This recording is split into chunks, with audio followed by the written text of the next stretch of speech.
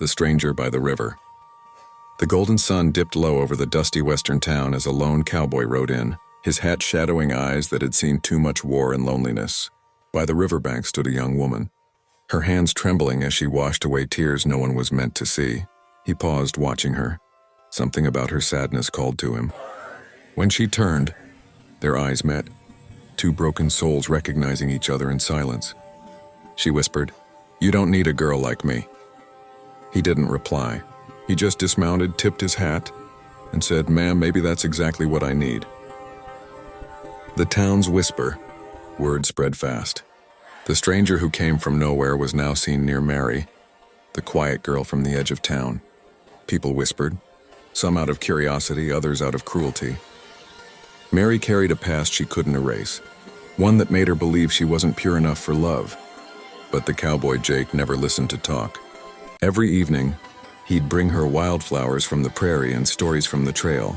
Slowly, her laughter began to return. The town could whisper all it wanted. But for the first time, Mary felt seen, not judged. Scars and secrets. Jake wasn't the kind to pry, but one night under the stars, Mary spoke. Her voice broke as she told him about the man who promised love but left her with shame. Jake didn't interrupt, and he simply held her hand.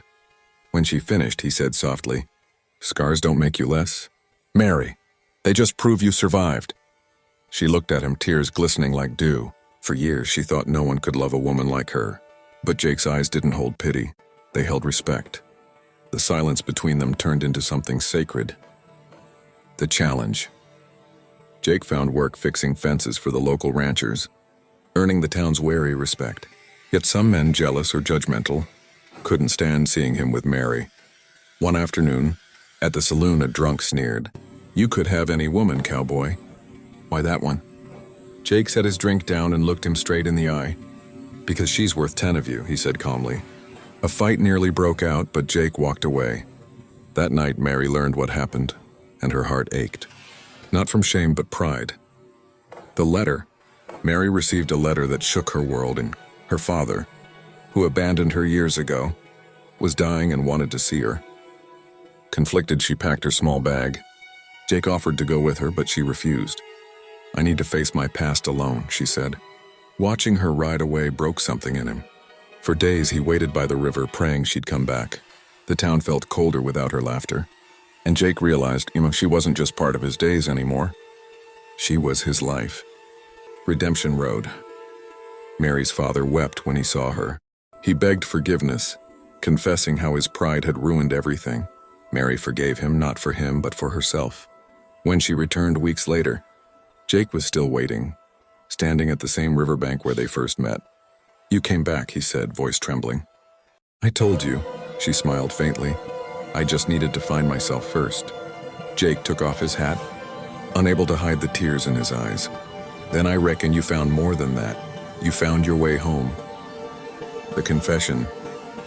That evening, as the sunset painted the sky in fire and gold, Mary said the words she'd long feared. "Jake, I'm not the woman you deserve. I'm not pure." Jake stepped closer, lifting her chin. "Mary," he said, "I never wanted pure. I wanted real. And you're the most real thing I've ever known." She broke down, and he held her, letting her pain melt into his warmth. From that moment, their love wasn't about saving or being saved. It was about choosing each other. Every single day.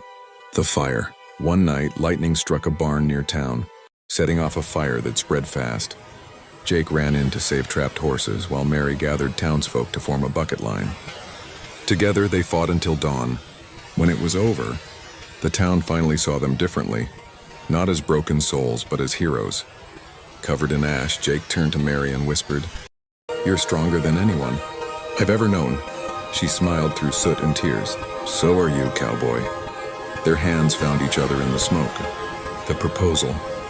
Weeks later, under the same golden sky, Jake took Mary to the river. He held out a small ring carved from silver and said, "Mary, I don't need perfection. I just need you." She froze, tears welling up. "You don't need a virgin like me," she whispered. Jake smiled, and that soft, knowing smile she loved. "No," he said, "I need the woman who taught me what love really means." He slipped the ring onto her trembling hand, sealing a promise made not from innocence but from truth. chose her forever. The wedding was small, just a few friends, a preacher, and the sound of river water flowing behind them. When Jake kissed her forehead, she closed her eyes, feeling peace for the first time in years. The world had judged her, but Jake chose her, not despite her past, but because she'd survived it. Together, they built a home filled with laughter, horses, and sunsets. And as the wind carried her veil away, Jake whispered, "Forever starts now, darling." If this love story touched your heart and hit, subscribe for more powerful tales of courage, redemption, and forever love. And your support keeps these stories alive.